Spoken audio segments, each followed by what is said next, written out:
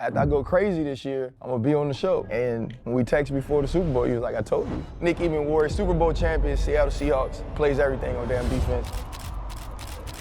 How would you describe the brotherhood of the Seattle dark side, that defense, and how much that meant to y'all winning this Super Bowl? Like, can you cover? I'm like, yeah, I can cover. I mean, can you play the box? Like, I can play the box. Can you run? Yeah. Can you tackle? I just do it all pretty much. That pivotal moment, like that my brother just told me, like, bro, you special, bro. Like, there's, like you got a different type of athlete dog in you that I'm not gonna allow you to waste it. So I remember when everybody left and I just sat down, I was pissed. The phrase said it's already written. So for then, that kind of stuck with me back in high school, like early sophomore year. And that's kind of like just the mindset I had, like, it's already written. Whatever goes on, it's already written. Like, it's gonna work out. My son can whoop 3 grown men. Is that any time you had to tell her, mama, take it easy? My mind was just flowing and everybody just kind of like looked over and just was frozen for like a good maybe 5 to 6 seconds. And I remember like crawling to the sideline and the doctor was checking it out. It's a Super Bowl, like ain't nothing gonna stop me from playing. So they gonna have to cut my foot off for me not to play. Hold up, limitless. Take a stomach guy pinning it. I fought the head to witness it. Got my people feeling militant. Way I'm feeling got me up. On the mission got me up. Knowing me, I got the key. Only vision I can trust. Limitless. Take a stomach guy pinning it. I fought the head to witness it. Got my people feeling militant. The champ is here. Congrats, dog. Yes, sir. Yes, sir. You play? I play defense, man. He said he just played defense. Play defense, right? I told you, huge, dog. We met this summer. First off, I'm glad you didn't get hurt diving for that ball. Yeah. We was training. We met this summer. You was like, hey, man, like, after I go crazy this year, I'm going to be on the show. And when we texted before the Super Bowl, you was like, I told you. You know what I mean? So I'm happy you're here. Yeah. Nick Emmanwori, Super Bowl champion, Seattle Seahawks, Yeah, plays it. everything on damn defense. Channing Crowder, this is Fred Taylor, and Ryan Clark, Pivot fam. appreciate it. Thank y'all for pivoting with us. I do want to get to you, but I need to get to the real star in your family, man, your mama. I know you were dealing with the ankle. When your mom goes viral during Super Bowl week, being like, hey, I know people say this is important, but I'm just happy to be here. It is what it is. How cool was it, man, for everybody to get to know a little bit about what your mom was like? Yeah, it was super cool. I wasn't really expecting her to go viral. Like the interview she did, I ain't had no wind of it, so it was just like out the whim. But super amazing, like just that the whole world really sees like who she is. Like that's how she been all my life, really like just super energetic, just a loving person and just super confident. So whenever she was doing them interviews, it was awesome. So She did also say that they were going to win because you were on the team. yeah. You know what I mean? Like, has she just always had that much belief in you? Always, like she always just had that much belief. Like even like kind of like just as a young child, like I just remember her like speaking things into existence and like manifesting so hard. Like, she don't never really say if, she always just says when. So like that's how I know her. So like the fact that the world's seeing her now, that's just who she is. So One thing she said, that my son can whoop 3 grown men. Is that any time you had to tell her, mama, take it easy? you biting off more than I might be able to chew. Nah, not ever, man. Like, whatever she says, I always believe, because like, mama knows best. So like when she says that, like she used to tell me stories, like she reminds me of her father and stuff. Like, her father was like a very strong man and like, he was the strongest man and no one could like take him down. So whenever I hear like talk about him and stuff, she says I remind him of him. So whatever she say, that's what it is. Hey Nick, RC usually takes pride in cutting the room. I was going to do it later. See, right, he'll probably try to do it later, but I'm trying to figure out with the way we're seated, he can't really cut it. He can probably put it down the middle, but he can't cut it. But you just had a birthday the day before the Super Bowl. Yeah. Happy belated birthday from us. And you're only 22. I'm not sure if you've had a better gift, but I do know it'll be hard to top this one. Yeah. Like, talk about just the moment, your birthday, the big game. Kind of take us through how your weekend went prior to the game. Yeah, the weekend was great, bro. Just turned 22. Birthday was the day before. So, like growing up, I remember the Super Bowl like was always close around my birthday. Like I remember watching the Super Bowl on my birthday, maybe like a game, or I don't know what game it was, maybe like the Panthers, I'm not sure. But I remember just watching the Super Bowl on my birthday. And so like Super Bowl has been like always in the realm of like celebration time for me. So coming in, I knew my birthday was coming up the year before, I knew Cooper DeJean's birthday was on it too, so that was pretty cool. So I just knew like, it was be the best birthday gift and just celebrate. I was telling people, my birthday's today, but I'm gonna celebrate tomorrow. Right. Speaking to existence and, great birthday. So here's what's cool about what you just said about Cooper. he was also our first show after the Super Bowl last year, right? We got to talk to Coop and sit with him, and so I think it all just works out like that. A lot of times when you're first generation, right, in this country, it's doctor, it's lawyer, your father is an educator, right? Your father is an academic. Growing up, man, how did you balance the two? Because your coach, Coach White, said you're the smartest player that he's ever coached. He said you had just a photographic memory. How did your parents enforcing or reinforcing the importance of education in your life help you not only as a person, but as a player? You know, I got 4 older brothers, so and I'm the youngest. My dad, as you say, he's a college professor. You know, my mom, she went to school and stuff too, but education was super huge. Even to this day, I went to school for 3 years. I ain't get my degree, so my dad, even then, it's the first thing it says, you got to go get your degree, regardless. So that's just the moral of it. Just growing up, just hard work, dedication, and whatever you're doing. But my dad was just never set on you got to be a doctor or you got to be a lawyer. That was never him. He just told me whatever you do, just do it to your best ability. Make sure you have your college degree, and I'm supporting you in whatever venture you choose to do. So it was I was forced to do anything. So, I love sports, and he seen I was talented. My dad actually was the first one to put me into sports. For him, it was he just didn't want me in the house all day. He just wanted something extra to do. He didn't really he didn't think it could turn into this, but he was like, I'm just gonna put you in soccer or football, just go out there. So from that, he just been supporting me. My whole family been supporting me, and we got a background of just athletes in my family. I mean, it don't hurt that you're 6'3", 220 pounds, and run 4'3". I mean, hell, I'll put you in sports too. It ain't a hard decision to make. Baby. Yeah, it ain't a hard decision to make. But is the league easy? Because I always said high school to college wasn't a big transition. When college to the league, I was like, okay, these boys playing. Yeah. It doesn't seem like it was that big a jump for you. Yeah. It's that's the kind of question everybody been asking me. I don't want to because the league is very hard in its own way. As former, NFL players, I know what the league is capable of, the mental aspect of it. But for me, I think the league was just way more, it's a physical game.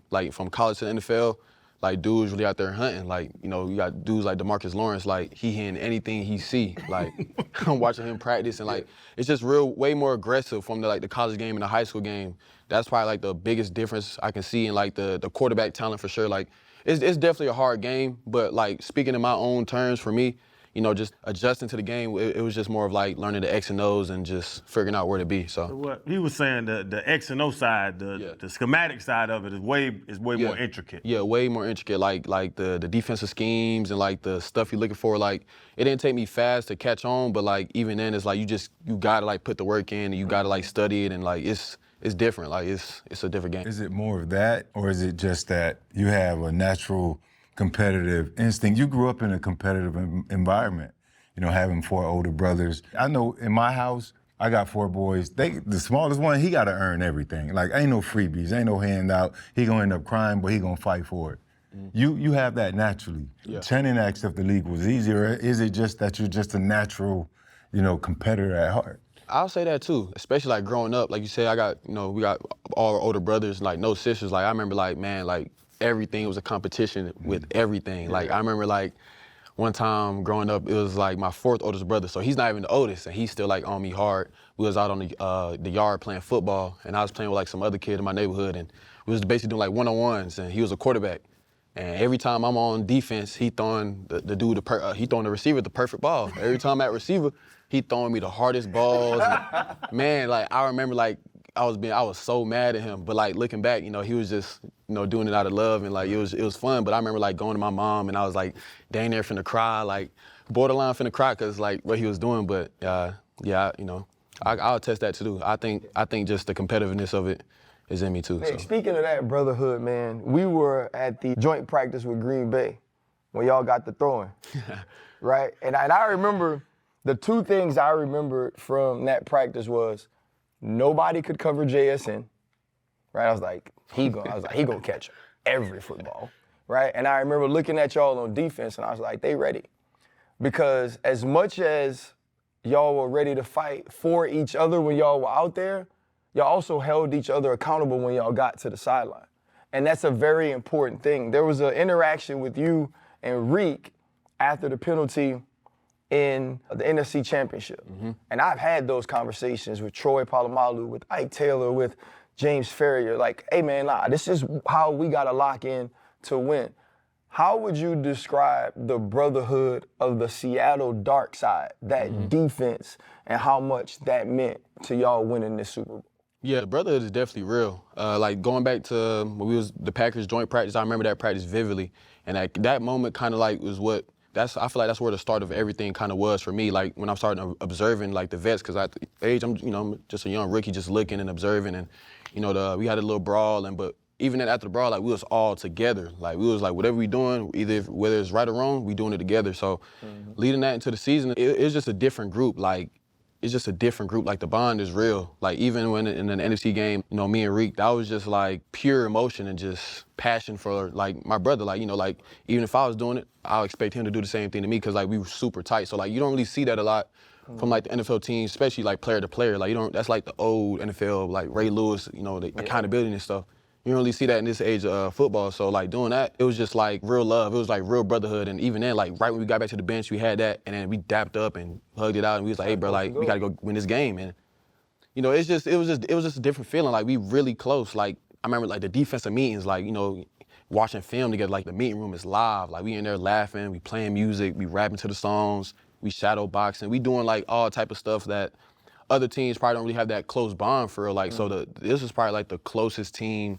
The coach has been saying it, the players been saying it, like the vets who played in the league 11 years, they've been saying like this is the closest team they ever seen, and it's real. It doesn't. Who was them vets? You bring up D-Law, and D-Law been on the show. We cool with him. He played back when we used to play. He been in the league a while.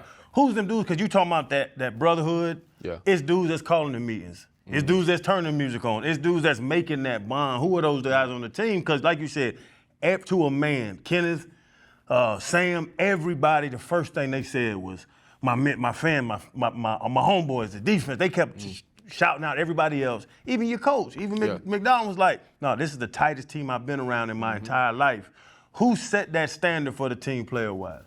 Just watching how things just naturally flow. I think like Jaron Reed was like the dude, he breaks down the huddle. He was like the dude that just made things kind of go a little bit more. And I remember like him calling team meetings with just players only. And it's him and Cooper Kupp up there speaking and just how they envision things going. And the other vets on the same page too. So like everybody was just on the true same page. Like, and it was just selfless football played as far as from defense to offense, like, even the backups, like everybody was just on the same page. So I think Jaron Reed definitely was a dude that we look into, and he just made it the norm. So, Nick, 4 years ago, you were a 3-star recruit. The recruiting sites be dead as wrong. Boy. It's crazy, right? Then you were freshman All-American, freshman All-SEC, All-American, All-SEC, all-everything. I don't understand these recruiting sites. And now you're a Super Bowl champ, man. And, I do admire the guys that, make those sacrifices, like RC. Undrafted Super Bowl champion, man. It just has a sweeter, taste or what have you. Have you had a chance to kind of really just take it all in? It hadn't been that long, man. Yeah.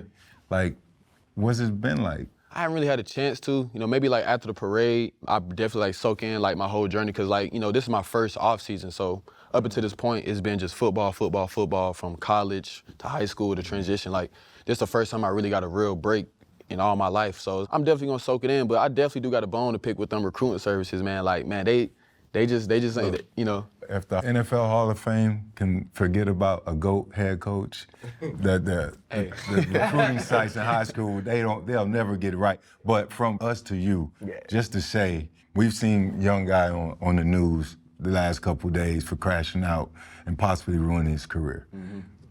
The off season can bring a lot of challenges. You tend to get relaxed and you want to have fun, especially with the type of work you had to put in the prior 8 months. Be smart. Yeah. You know what I'm saying? Enjoy it, be smart, but don't sit in it too long. A couple weeks, have fun, do your thing, but get right back to it. That's how you're going to end up being one of the great ones that will be able to sit around and talk about when we really retire in gray. Enjoy it, man. Soak it in. Fred? Sure. Fred? You are really retired in gray. Like I ain't retired. Like you acting like we ain't. I'm in Seattle working. Hey, when he said that, I was like, what? What is he talking about? I'm talking about Man out 60 there running something. ladders. Man, get your old ass out. He got 15 more years in him easy. So at that point, So you in like you in the unk phase or you OG right now? Like what you? I mean, I don't even know the difference. 50. Nick, he 50, Nick. I just turned 50. That's a good question. We gotta ask you. What is the difference between that? Cause we've argued about the unk and the OG phase. Nah, that's definitely a argument going on social media. You know, I kind of call out my big brothers like you hit unk stage. They never want to admit it, but for me, I think big bro is definitely between 27 to 30, 31. I think unk hits you maybe. By unk, I say you about 35, you unk to me. 35, you definitely unk. So it's all relative. 45 and up, you OG. 45, you OG. Oh, we OG. I'm OG. You still hanging still around Unk. Freddie T was talking about, another young player, rookie in Atlanta, had some things with his, the young lady he was dating. I don't want to harp on that. But I want to talk about you in that sense. Bro, I think Dawn Staley is a top 3 human in the world. We had her on our show. Absolutely love her. I love everything she represents. She spoke so highly of you and the way that you've treated Raven. Bro, I want to ask you this. What does it feel like to have someone that is connected to you, but not in football, she didn't recruit you, but knows you through your affiliation with a young lady on her team, represent you that way, but also speak so highly of you, man, on the biggest day of your career? Yeah, definitely appreciate that. Dawn Staley, like you said, man, she a GOAT. She been doing it for a long time as a player and as a coach. So the fact that she gave me that little shout out, wore my jersey on the sideline, that was definitely big ups. And it was, she didn't really have to do it, but that's just, she's an Eagles fan at that, So I remember she wore the Eagles jersey last year. So the fact that she wore my jersey, that definitely a lot of respect to her. Like she a great person, and she got all the swag and all the personality that she needs. So a lot of respect for that. I remember when you were coming out, I do tape. I pick 3 DBs in the draft, right? And I'll do a tape. I'm like, I think these are the 3 DBs in this draft that people are talking about, but I think they could be stars. 2 of those people, I'm not trying to say I was right, I just feel right, were you and Xavier Watts, right? And I was like, I think these 2 dudes have opportunity to make immediate impact, and both of you did. Bro, you lined up at slot corner, at safety, you've played dime, you've played backer, you've done it all. What were some of those conversations with Mike McDonald like?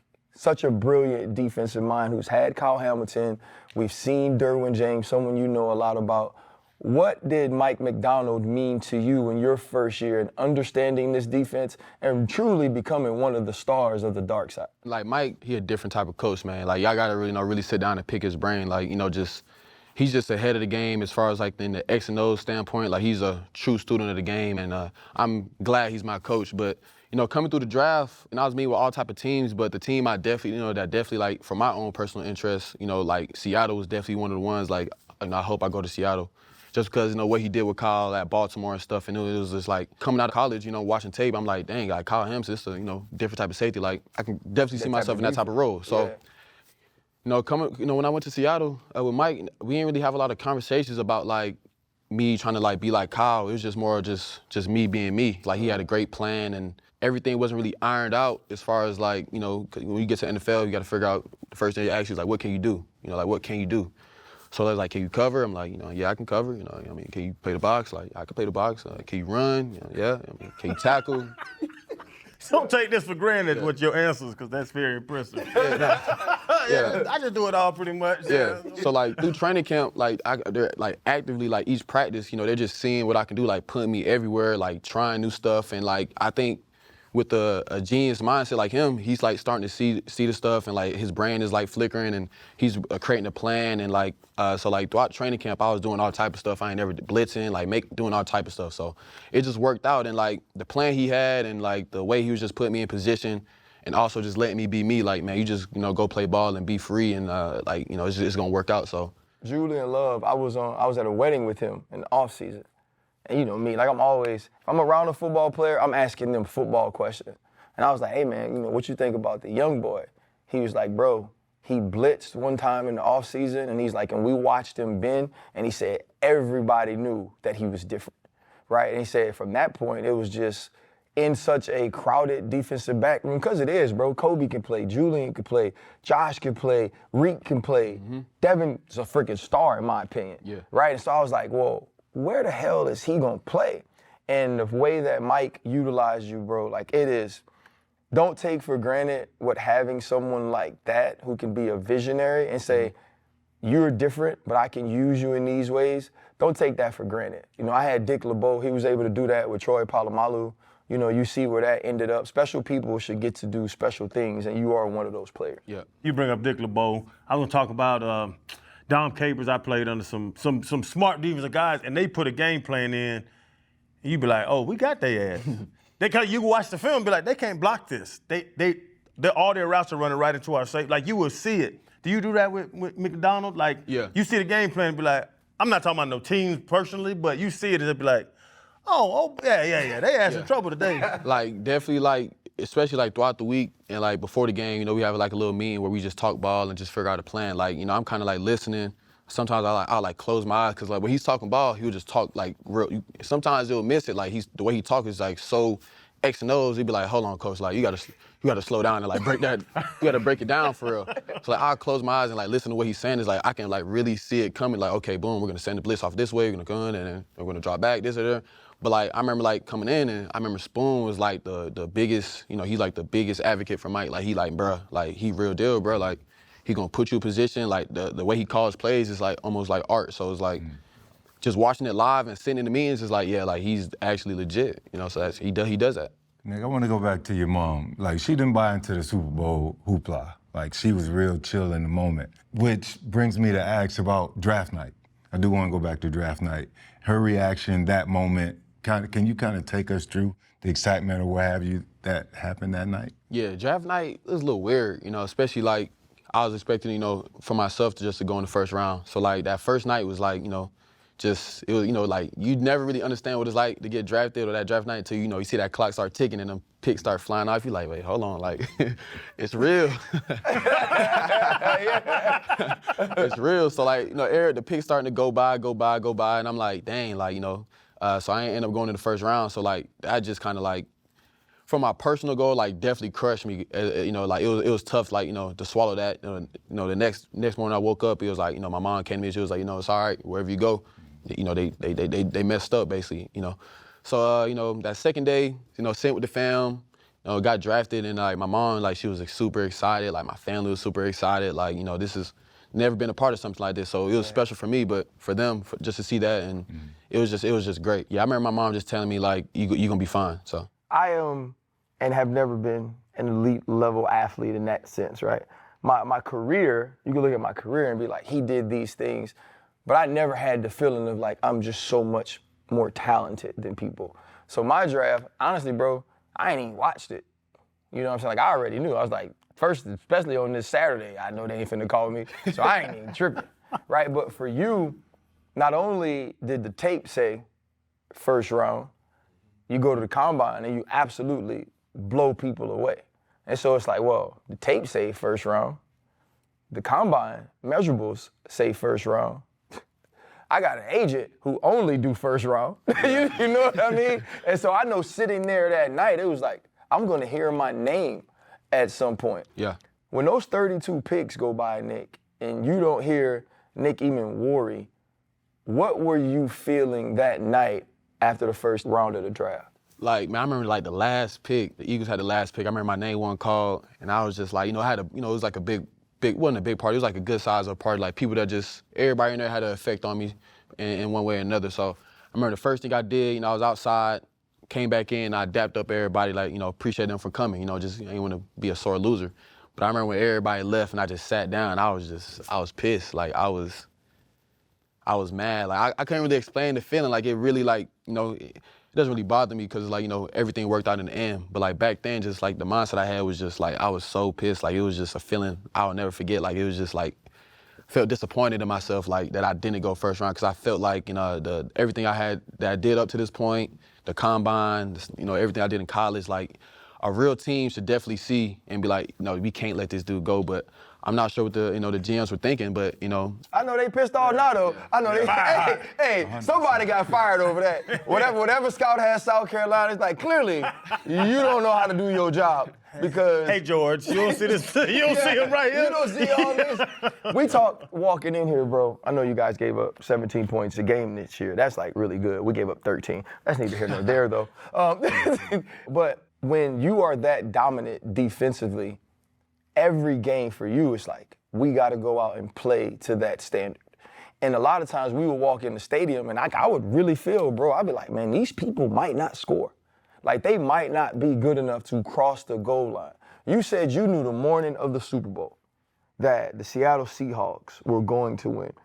What was so evident Super Bowl Sunday morning that told you guys would be victorious? Well, I really start with the whole week. I think, you don't want to put all your eggs in the basket with just games, be overconfident, but you just want to prepare the right way. But I think for the week of the Super Bowl, even the bye week, I think dudes were just super calm.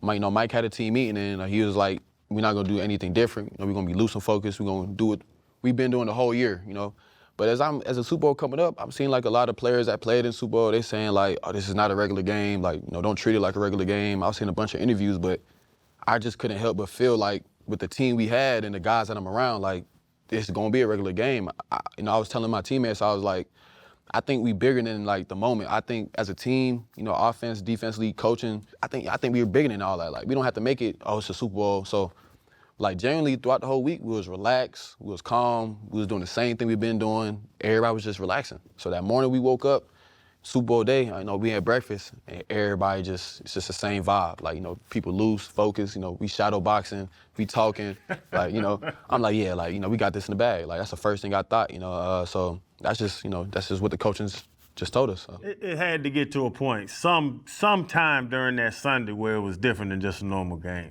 Maybe the halftime show, halftime was a little bit longer. Okay. And pregame was a little bit longer. You're 22, Chan. It ain't, you know what I mean? When you 22, it's just life. You Football, cover four, football. We just going with the flow. We just flowing, and it just felt right. When I look to my left, look to my right, and I see Spoon, I see D-Law, I see K9, I see Jax. It's we ain't worried about nothing. We go out there, we be who we are. As cliche as it sounds, but genuinely, we ain't got to do nothing else but wake up and go out there, execute. And as you say those names, do you recognize that your defense is loaded with top-notch talent? I know y'all work hard and y'all shadow box. Do you understand how many ball players that you playing with right now? Yeah, I remember going back to when I got drafted. I used to bug Mike a lot, going to his office. I was just a young rook, it's a head coach. So I just want to get around my head coach. And I remember he sat down, he asked me how are you gonna fit in with the defense? What am I I was like, that's a question for you. That's you the coach. You gotta figure that out. So then I'm starting to look at the names. I'm like, yeah, we got Reek Woolen, Devin Witherspoon, Josh Jobe, who had a great season, Kobe Bryant, Julian Love, and that's just the secondary. Yeah. Then we go to the linebackers. You got Ernest Jones, Tyrese Knight, low drafted dude, Drake Thomas, who ended up being a star too this season. And then the fronts, we're not gonna get into the front. Crazy. Brian Murphy, so big, who don't get enough love as he should. Leonard Williams, Chenna Nwosu, DeMarcus Lawrence, Derek Hall, Jaren Reed. It's just Boye Mafe. You can go on and on and on about dudes on our defense. So, you understand. I understood. I understood. Speaking, you talk about the defense though, man. I don't know how much you paid attention. There was a narrative around Sam Darnold coming into this year. He's a third pick, didn't work out with the Jets.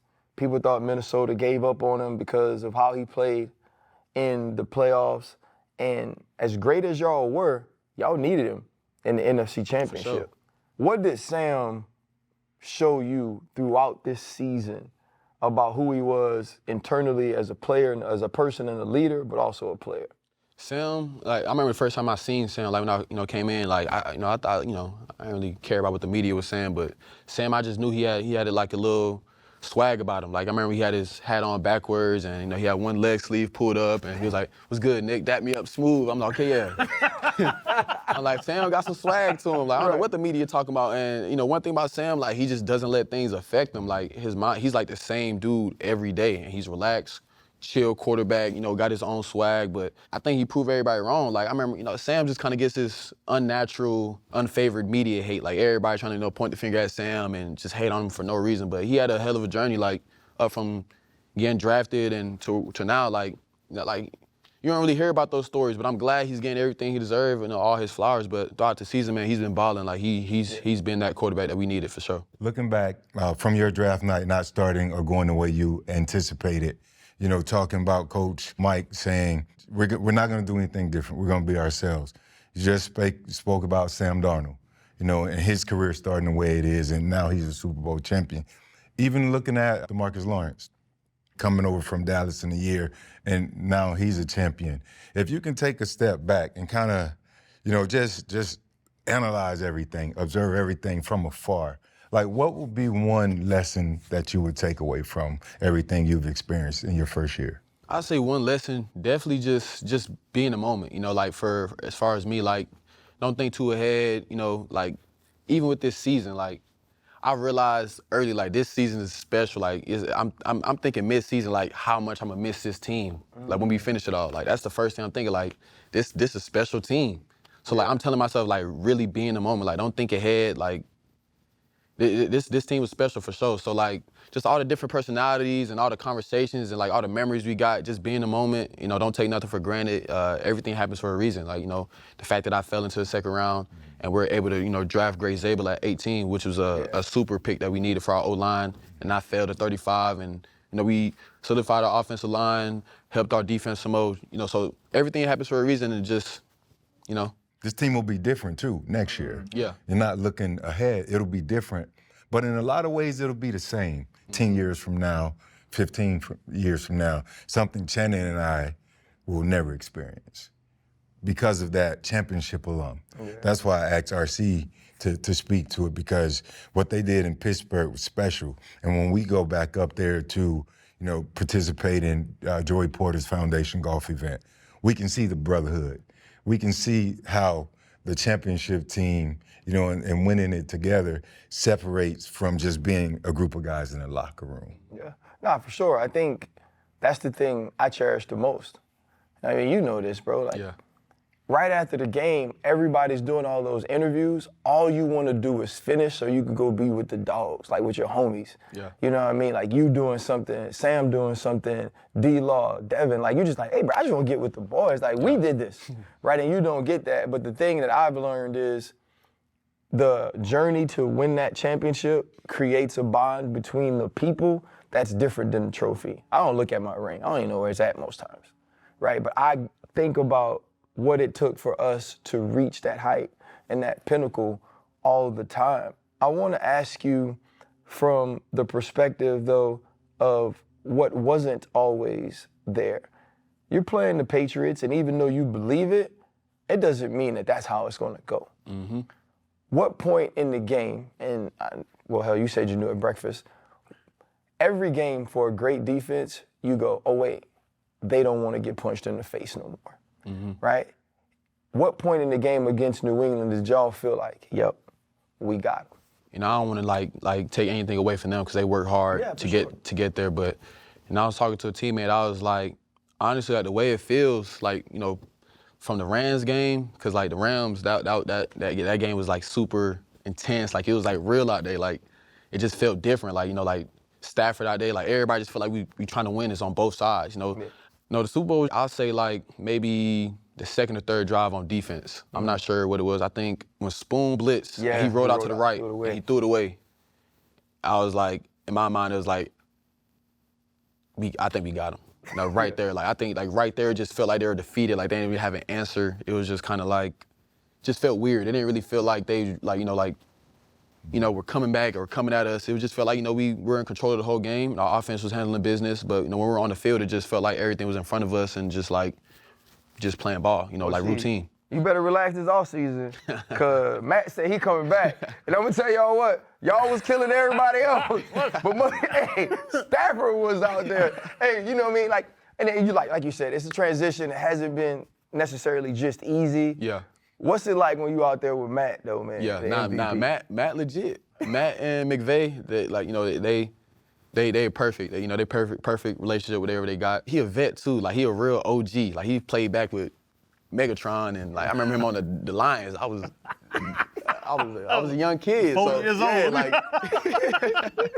nah, for real. But he real deal. Like the way he just controls the game, talks to the offensive line. Like he knows, like he's looking out who's blitzing and stuff. I'm like, damn, this motherfucker good, man. Like he legit. You know, he makes the throws, the no looks. Like he's a different quarterback, and he definitely got my respect as a quarterback. And I mean, not that he was looking for it, but I gave him my respect. Like he a legit quarterback. But like I said, like them division games, they tough. Like the Rams, they legit. I was just gonna say, bro, because the NFC Championship game, you said the intensity of it, we all felt it. We sitting there, you know. Yeah. I gamble, so appreciate it. Yeah. But no, you got to see them twice a year. Mm-hmm. That was the whole thing. Y'all split in the season. Who gonna win that third one and all that stuff? Like you say, you don't really get amped up, or you didn't get amped up for Super Bowl. Yeah. Next year, Rams week. Yeah. You got to see Matt. You got to see McVay. Nah, it's up. Got to see Parker. Yeah, it's them boys there. Mm-hmm. Is it a little different with them? Yeah, it's up for sure. Like, the energy's definitely real. I mean, I seen Verse. I think Verse was He hate y'all. When he said that, I couldn't even pay no attention to that because we was busy like preparing for the Super Bowl. Like, man, we need nobody that. We skimmed over that, but yeah, it's up with the Rams for sure. We knew as a team like that was a team we had to get through. Like the Rams, like you know, we knock out the Rams, we good. They the only team that kind of gave us any problems. But next season, you know, I can't wait to see them again. I know our defense and offense can't wait too. So Y'all gonna put that tweet from Puka on the big screen? I mean, we don't really need any like bulletin board material, but we do take notice stuff. But like, you know, EJ, he was quick I think he shot that out before I even. Yeah, I'm like, I just sat down. Like people still celebrating. I check my phone on Twitter. I'm like, damn, EJ. Hey, I'm with it. I walked up to him like, hey, I'm with it, bro. Whatever you do, I'm with you, bro. You know, like, you know, Puka a good player, but we on that. Like we ready. You know, you ain't just gonna try to attack us. Like we coming right back at you. You know, so. Yeah, and the other thing is too though, man, like that, to me, that's good for the sport. Yeah. And the one thing about football is we got a place to settle it. Mm-hmm. You know what I'm saying? Like it ain't gotta stay in talking. We ain't gotta tweet about it. At some point, they gonna kick this ball off and we gonna see it. And like that's what's the beauty of it. There was a video going around, Nick, of you getting out the car limping. Right? And everybody, the prognosticators on TV, like, I don't think he's gonna play. Yeah. You know, Mina Kimes, who's a huge Seattle fan, she's like, I don't know what we gonna do, what kind of defense we gonna play. And Nick, you know, and people were shook. How close was it to you not playing with your injury? Like getting hurt in practice, like it was just, you know, I think anybody would tell y'all, like, you know, like this is just, you know, the Super Bowl story that everybody got, or, you know, when we talk back, like getting hurt on that Wednesday practice, man, like it was so quiet out there. Like I can damn near hear myself breathe, and like, you know, like it was just, my mind was just flowing, and everybody just kind of like looked over and just was frozen for like a good maybe 5 to 6 seconds. And I remember like crawling to the sideline, and the doctor was checking it out. It was pretty bad. You know, got an MRI, and it was a grade 2 ankle sprain, and it just was like, you can play, but you know, you're gonna have to do some stuff to get out there and play. Like, you know, you gotta shoot it up, take whatever you need to do. I remember just sitting there like, there's no way this could happen. Like I was like literally like laughing to myself, almost like this is, it feels like it's a joke. So came back, you know, talked to coach, and everybody was like, you know, like asking me how I'm good, and I just want to let my teammates know that like I'm good. Like, you know, like, you know, it's a Super Bowl. Like ain't nothing gonna stop me from playing. So the doctors gave me a good plan. My shout out to the training room, the training staff, David Strickland. He had a great plan for me, great rehab, and I just believed in the plan. I was like, hey, I mean, they gonna have to cut my foot off for me not to play. Yeah. For this whole year, for being on this journey, just not to play in the Super Bowl, it just wouldn't hit. Even if he would have won, it just wouldn't have hit right for me. Like regardless, win or lose, like I got to be on the field and knowing I just gave it my all. So. Did your mom get the news? Did you guys talk about the injury? Yeah. My mom definitely got the news, and she definitely called me. Like she wasn't even worried, cause like she knew, like, you know, she always been doing, she always been manifesting. So she was like, you gonna be okay. Like, you know, you pray about it. I'm praying for you. Don't even worry about it. Just talk to God, pray, and you know, you're gonna be out there on Sunday. So Nick, you know it don't go quiet for sorry players. The practice don't get quiet when a sorry player go down. Yeah. You know, the sorry player go down, move the ball. Yeah, you know what I'm saying? Hey, get him Move the ball up 10, we're gonna go up 10 yards. Sweep his ass out to the Hey, when the sorry player go out, Yeah. you don't even be tripping. That's what it felt like. Mike McDonald said he didn't sleep. Mike said he couldn't sleep because you don't get another one though. Yeah. You know what I mean? How much thought have you given to as well though, Nick? And I know you guys just played on Sunday. I remember William Gay was our rookie starting nickel when we won the Super Bowl in 2008. And I remember him telling us years later, he was like, dog, I thought I'd win 4 more. He was like, man, your first year, he's like, you play a lot, you win, you ball, and you think to yourself, this it? But getting to the Super Bowl is hard, right? Josh Allen don't have a Super Bowl. Lamar Jackson don't have a Super Bowl. Joe Burrow doesn't have a Super Bowl. You know, it's difficult to do. How much have you taken it in, bro, and just truly said to yourself how blessed you were to be a part of this team and have your rookie year go the way that it has? It's really amazing, like, you know, just sitting back and looking at it, like, you couldn't really ask for anything more. Like, you know, especially, I was just saying, like, this may have been probably, like, the best Super Bowl run, like, ever as far as, like, the storyline. Like, if you look at it, like, you know, everybody come in with the D-Law story about him leaving and coming to the Cowboys, Sam coming back with his redemption story, players emerging, and then, like, if you look how we had to go through it, like, you know, we had to beat the Niners, you know, who's a division rival. We had to beat the Rams, who's a division rival. And then we ended up playing at the Niners Stadium, winning the ring on the Niners field. So it was like, it's like you can make a movie about it almost. Like, you know, it's a perfect story. But like you said, like he probably thought he was gonna win 4 rings. But I think this team, you know, like you said, the teams are never the same. But I think, you know, if we make the right moves, and I trust in John. John's a great GM. You know, if you look at his draft picks, best, bro.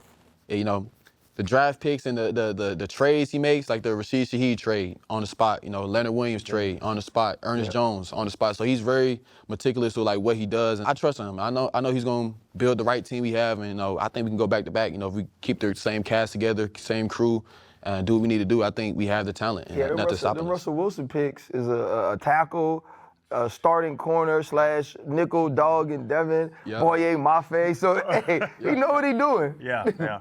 Bro, the fame, you even see, people know your mom's name now. Yeah.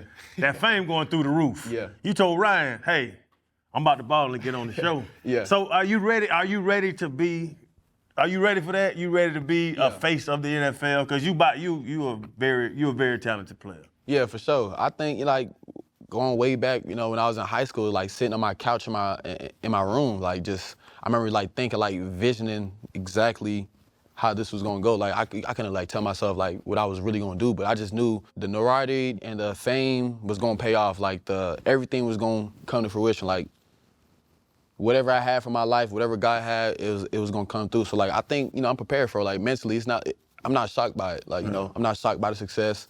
Nothing caught me by surprise. Like I've been thought about this years ago. So the fact that I'm actually living it is just like, you know, it's calm. It's just another day. From Greensboro to Irmo, South Carolina, to Columbia, to Seattle. That's pretty fucking dope. Along that journey, though, we always ask our guests, like, what's their biggest pivot in life? That's that one moment you can look back on and say, because this happened to me or for me, I am who I am today. I think buying in early on, like, it just had like a weird like type of transition from like high school to college, as far as like, you know, not being super under recruited. And even before then, like I always had the talent, but like I remember maybe like my sophomore year or freshman year of high school, like I almost ain't really like play football, like almost just cause like I was always into sports, but I had to get that passion and will, and it just came from my 4th oldest brother. He's older than me. Crazy story, like I remember 8th grade going into 9th grade, so freshman year of football, they had tryouts, and I was like, man, I ain't trying to try out for nothing. At the time, my brother, he's a senior in high school, so we going to the same school, kind of got the same schedule. And I remember he told me like, hey man, make sure you have tryouts. And I was like, for sure, you know. Next thing you know, I'm getting on the bus going home, like, you know, going to like watch cartoons, like play the game or something. And bro, I remember my brother came home, he was like, you in our tryouts? And like, he was just pissed. So like, I remember seeing him, how mad it made him. And then I remember him like the next day, he took me up to the school and he was like, nah, like, you know, this is my brother. You gonna try out, you gonna do what you gotta do. And I remember that like that pivotal moment, like that my brother just told me like, bro, you special, bro. Like there's, you know, like you got a different type of athlete dog in you that you just, I'm not gonna allow you to waste it. So just hopping on the shit with my brother, like he is super competitive, the hardest worker I ever know. Like if we go for a workout right now in the gym, like he'll outwork me as far as like lifting, and I can't keep up with him even now. And I'm an NFL athlete. That's awesome. That was that moment for me, just buying in like early on, like just trusting his process and just taking it on, and this is who I am, so. How did you keep from like not ever asking, why do they keep passing on me, right? Because you were obviously talented in high school, and you basically looked like this, you know what I mean? It wasn't like they was coming around seeing me, and still 3-star athlete, not a guy that's super highly recruited. Do all you do in college, all of the accolades, the way you test in the combine, you're obviously super intelligent. And again, you just sitting there on the first draft night, nobody calls your name. Did you ever get to the point where you was like, damn, what am I not doing that people can't see what I really am in me? I never thought, less of me. I just thought, less of people for just not, taking that initiative. But I think in my mindset, it's already written. Like it's whatever God has for me, whatever my story is, like it's always gonna work out. It's always gonna be good. Like from way back in high school, I was telling myself that. Like I read a book. It's in The Alchemist. That's kind of like a book my older brother gave me again. So he gave me that book, and in there it's I don't know if I'm pronouncing it right, but it's a phrase in that says maktub. And he gave me that book to read way back. The phrase, I searched it up. The phrase said it's already written. So for then, that kind of stuck with me back in high school, like early sophomore year. And that's kind of like just the mindset I had, like, it's already written. Whatever goes on, it's already written. Like, it's going to work out. Like me not being a high recruit, going to South Carolina, that was my only Power 5 offer. I didn't have no other, like, if it wasn't South Carolina, I probably went to like UNC Charlotte or Georgia Southern. That was the only school I had to go to. So South Carolina, gave me that offer, went to South Carolina, became a freshman All-American, went 3 and out, finished my career there, got drafted, second round, went to Seattle, got a Super Bowl. Like, it's just like a story. So I just always believed that, and I'm gonna keep believing it, so. Okay, I do have one more question. Drewski couldn't say in Jigba. Do you think he can say Emmanwori? I mean, I would hope so. I mean, after we just won the Super Bowl, but like, yeah, like that one too. Like, I'm like, dang, like man just got Offensive Player of the Year. Like, he gonna ruin this moment like there. But yeah, like Jackson really paid that no mind. Jackson know who he is, and he a dog. So I mean, he got the ring to say it. He got the Offensive Player of the Year to say it. So. Hey man, comedians are gonna do comedy. Yeah, that's what it is. Nah, bro, man. Honestly, man, super proud of you. Saw the work ethic, during the summer, but you never know how it's gonna pan out. Like, you still gotta go out and execute. You still gotta show up at work every day, man, and put the work in, and you did that. Now the key is, who are you next year, right? Because this year it's all that, oh, he a rookie, he's playing better than we think. Nah, they know how good you are now, right? It's gonna be an expectation of a certain level of play, the same level I'm sure you have for yourself, man. We look forward to watching, bro, and appreciate you joining the pit. Just quickly, because OGs and I'm still Unc, right? Enjoy your 2 weeks. What you gonna do in 17 years and 15? Bro, go have you a good time. I didn't tell him, man, not to have a Go good have you a time. good time for these 2-3 weeks, okay? Chan. It's just 2 weeks. You talking about, you gotta look at the big picture things and all. You just won the goddamn Super Bowl, man. Go have you a good time. I say get back to it. Nah, man, have a good time, man. Appreciate you. Some fufu, some yams, some good shit. Yeah, appreciate it. Yes, sir. This dude crazy though, bro. man. Hold up, limitless. Niggas to me, got pinning it. I fought the head to witness it. Got my people feeling militant. Way I'm feeling, got me up. On the mission, got me up. Knowing me, I got the key. On this vision, I can trust. Limitless. Niggas to me, got pinning it. I fought the head to witness it. Got my people feeling militant. Way I'm feeling, got me up.